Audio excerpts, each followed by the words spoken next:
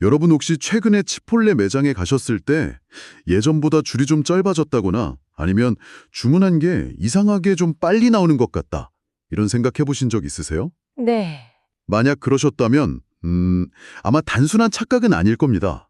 한때 패스트 캐주얼 업계의 황태자, 이렇게 불렸던 치폴레가 지금 아주 중대한 변화의 한가운데에 서 있거든요. 그렇죠. 사실 겉으로 보이는 건 그냥 줄이 짧아졌다는 그런 단순한 현상일 수 있는데 그 뒤에는 아주 치밀하게 짜인 생존 전략이 숨어 있어요.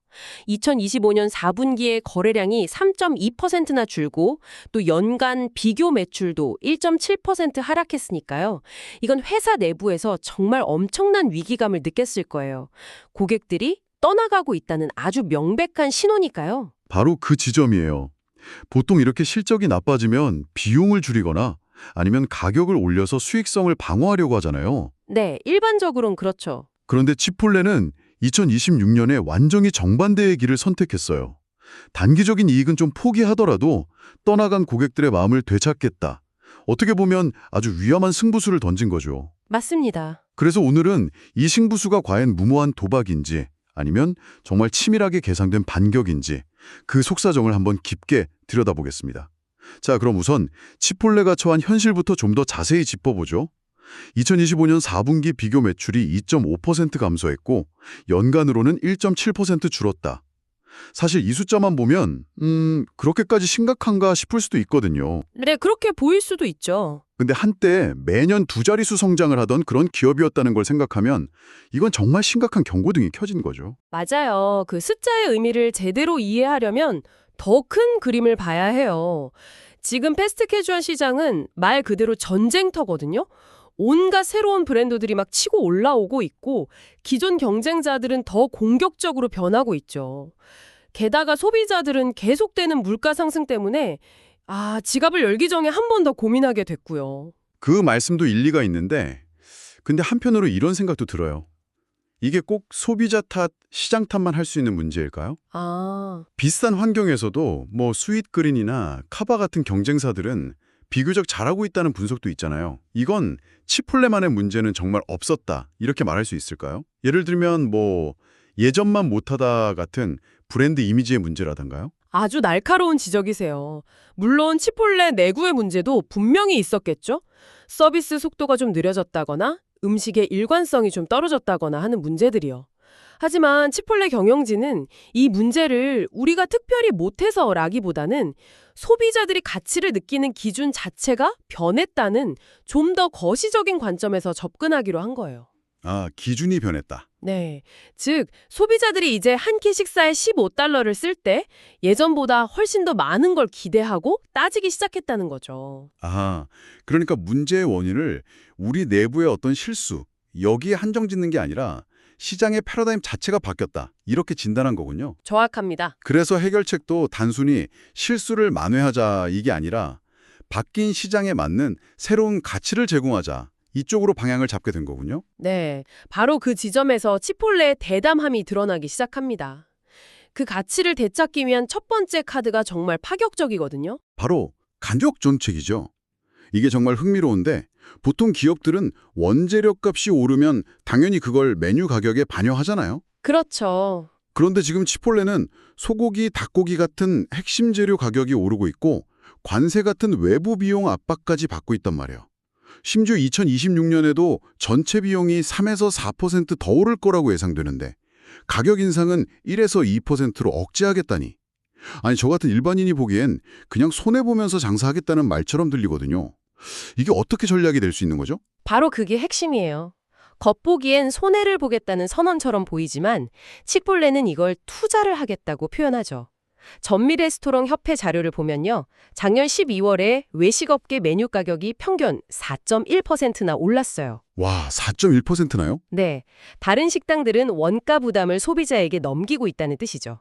그런데 치폴레는 그 인플레이션 비용의 상당 부분을 자신들이 직접 흡수하겠다고 나선 겁니다.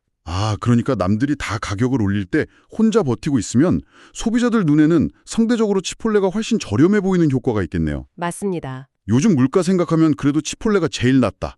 이런 인식을 심어주려는 거군요. 바로 그거예요. 치폴레 CEO 스캇 보트라이트는 이걸 가치 제한에 대한 투자라고 불렀어요. 단기적인 이익률, 그러니까 마진이 좀 줄어드는 고통은 감소하더라도 고객들에게 이 가격에 이 정도 퀄리티와 양을 주는 곳은 치폴레뿐이다. 이 강력한 믿음을 되찾아오겠다는 거죠.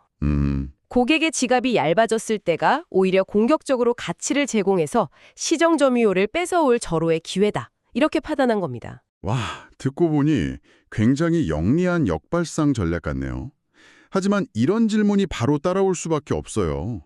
단기적인 출혈을 감수하겠다는 건데 이걸 영원히 지속할 수는 없잖아요. 밑빠진 독에 물 붓기가 될 수도 있고요. 물론이죠. 이 손실을 메우고 장기적으로 회사를 더 튼튼하게 만들 두 번째 카드가 당연히 준비되어 있겠죠. 네, 물론입니다. 만약 이 가격 정책이 전부였다면 그건 그냥 무모한 도박이었을 거예요.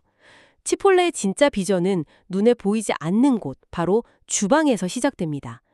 고효율 장비 패키지라고 불리는 프로젝트가 바로 그 두 번째 카드예요. 고효율 장비 패키지라. 이름만 들어서는 좀 딱딱하고 재미없게 들리는데요. 이게 구체적으로 뭔가요? 혹시 뭐 로봇이 나와서 제 브리토를 만들어주고 그런 건가요? 아직 그 정도는 아니지만 뭐 비슷한 방향이라고 할 수는 있어요.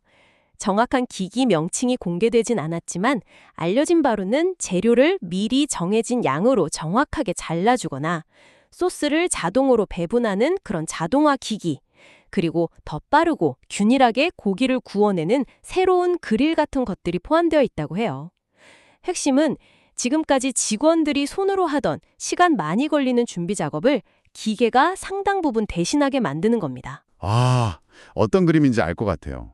실제로 이걸 먼저 도입한 350개 매장에서 재료 준비 시간이 무려 2~3시간이나 줄었다는 자료가 있네요. 이건 정말 엄청난 변화인데요. 엄청난 변화죠. 특히 가장 중요한 건 손님이 가장 몰리는 점심이나 저녁 피크 타임에 재료 준비 작업을 할 필요가 거의 없어졌다는 점이에요. 아마 경험해 보셨을 텐데 한참 줄 서서 기다리는데 직원이 갑자기 잠시만요, 치킨 좀 더 구워올게요 하면서 사라지거나 아, 있죠. 네, 아니면 다른 직원이 뒤에서 다긋하게 양파를 써는 모습을 보신 적 있으시죠? 그럼요. 제 앞에 있는 사람이 좀 복잡한 걸 주문하면 속으로 하는데 직원이 재료 가지로 자리를 비우면 정말 답답하더라고요. 그렇죠. 그런 답답한 경험 자체가 사라진다는 거군요. 맞아요. 새로운 장비 덕분에 피크타임이 시작되기 전에 모든 재료 준비가 거의 완벽하게 끝나 있어요. 그러니 직원들은 오로지 눈앞의 고객에게만 집중해서 주문을 받고 음식을 만들 수 있게 되는 거죠. 그 결과는 뭘까요? 서비스 속도는 당연히 빨라지고 모든 브리토에 들어가는 재료의 양과 맛이 아주 일정해져요. 일관성? 네. 어떤 날은 밥이 많고 어떤 날은 고기가 적고 이런 편차가 사라지는 거죠. 그리고 이 모든 것이 결국 고객 만족도 점수의 가파른 상승으로 이어지고 있고요. 이제야 전체 그림이 딱 맞춰지는 느낌이에요. 앞에서 가격으로 손해보는 거를 이 보이지 않는 뒤쪽 주방에서 효율성을 극대화해서 메꾸는 거군요. 네, 맞습니다. 이건 전형적인 선고후락 전략이네요. 지금 당장은 마진이 줄어드는 아픔을 겪더라도 나중에 큰 그림을 보고 버티는 거죠. 완벽한 요약이에요. 치폴레의 전략은 바로 그 두 개의 톱니바퀴가 딱 맞물려 돌아가는 구조예요. 첫째, 고객을 만나는 프론트엔드에서는 파격적인 가격으로 가치를 느끼게 해서 발길을 되돌리고, 둘째, 주방이라는 백엔드에서는 운영 혁신을 통해서 비용을 절감하고 더 나은 경험을 제공해서 고객 충성도를 높이는 거죠. 이 계획의 규모를 보니까 단순한 테스트 수준이 아니던데요. 2026년 말까지 2,000개 매장에 설치하고 2027년까지 전체 매장으로 확대 완료를 목표로 한다고요? 네. 이건 뭐 일시적인 캠페인이 아니라 회사의 운영 체질 자체를 완전히 바꾸겠다는 선언이네요. 그렇습니다. 단기적인 할인 행사가 아니라 장기적으로는 누구도 따라오기 힘든 운영상의 해자를 파겠다는 아주 큰 그림인 셈이죠. 그렇다면 이 모든 걸 종합해 봤을 때 투자자 입장에서는 이 이야기를 어떻게 해석해야 할까요? 솔직히 단연간에 걸친 컴백 스토리라는 말은 그러니까 당분간 주가는 지지부진할 수 있습니다. 이 말처럼 들리기도 하거든요. 하하, 그럴 수 있죠. 정확히 보셨어요. 이건 절대 빠른 수정, 퀵픽스가 아니에요. 단기간에 극적인 실적 개선을 기대해서는 안 된다는 거죠. 주가가 한때 최고점 대비 40%나 폭락했다는 사실이 그동안 치포틀레가 겪었던 어려움의 깊이를 보여주잖아요. 40%나요? 네, 지금은 그 깊은 골짜기에서 빠져나오기 위한 긴 여정의 첫 발을 뗀 단계다. 이렇게 봐야 합니다. 결국 이 컴백 스토리의 성공 여부를 판단할 핵심 지표는 지속 가능한 비교 매출 성장이 되겠네요. 맞습니다. 가격이나 효과로 반짝 고객이 늘어나는 게 아니라 개선된 가치와 서비스를 경험한 고객들이 꾸준히 다시 찾아와서 매출이 안정적으로 우상향하는 모습을 보여줘야만 전략이 통했다 이렇게 말할 수 있겠죠. 네. 그러려면 당연히 시간이 걸릴 거고요. 맞아요. 그래서 이 스토리는 인내심 있는 장기 투자자에게는 아주 매력적인 턴어라운드 기회가 될 수 있어요. 문제 진단이 명확하고 해결을 위한 장기 전략도 구체적이니까요. 하지만 동시에 명심해야 할 건 지금처럼 경제 전체가 불확실한 시기에는 외부 변수가 너무 많다는 점이에요. 예를 들면 갑자기 경기가 더 나빠져서 소비자들이 아예 외식을 줄여버린다거나 아니면 예상치 못했던 조류 독감 같은 게 터져서 닭고기 가격이 폭등하는 그런 상황들이요. 현재 불가능한 외부 변수들이 많기 때문에 치폴레는 지금 아주 큰 도박을 하고 있는 셈이에요. 자신들의 내부 혁신 전략이 외부의 경제적 충격을 이겨낼 만큼 강력하다고 믿고 모든 걸 거는 거죠. 이 베팅이 성공한다면 치폴레는 예전보다 훨씬 더 기초 체력이 튼튼한 회사로 거듭나겠지만 만약 실패한다면 더 깊은 수렁에 빠질 수도 있는 그야말로 하이리스크 하이리턴의 갈림길에 서 있는 겁니다. 오늘 이야기를 정리해보면 치폴레는 지금 아주 대담한 생존 실험을 하고 있는 것 같아요. 단기적으로는 회사가 인플레이션 비용을 떠안는 고통을 감수하면서 고객에게 가치라는 선물을 주고 장기적으로는 주방혁명을 통해 수익성을 회복하고 더 나은 경영이라는 더 큰 선물을 준비하고 있는 거죠. 선고후락이라는 말이 오늘 대화 내내 떠오르네요. 먼저 고통을 감내하고 나중에 달콤한 열매를 거둔다는 뜻인데 사실 많은 기업들이 말로는 장기적 관점을 외치잖아요. 그렇죠. 하지만 당장 다음 분기 실적 발표의 압박 때문에 이런 고통스러운 과정을 선택하기는 정말 어렵거든요. 그런 면에서 치폴레의 이번 결정은 그 성패와 상관없이 주목하고 배울 점이 많은 사례인 것 같아요. 맞아요. 그런데 오늘 저희 분석은 주로 가격이나 효율성처럼 치폴레가 스스로 통제할 수 있는 내부 요인에 초점을 맞췄잖아요. 네, 그랬죠. 여기서 한 걸음만 더 나아가서 이런 질문을 던져보는 것도 의미가 있을 것 같아요. 어떤 질문이죠? 이렇게 경쟁이 치열하고 경제는 불안정한 시대에 과연 한 기업의 성공은 내부의 운영 능력을 갈고 닦는 것에 더 크게 좌우될까요? 아니면 우리가 통제하기 훨씬 어려운 소비자들의 소비 심리나 한번 굳어지면 바꾸기 힘든 브랜드 충성도 같은 외부 요인에 더 크게 좌우될까요? 치폴레는 명백히 우리가 내부를 완벽하게 만들면 외부 환경은 극복할 수 있다는 전자에 아주 강력하게 베팅하고 있잖아요. 이 베팅 여러분은 어떻게 생각하시나요?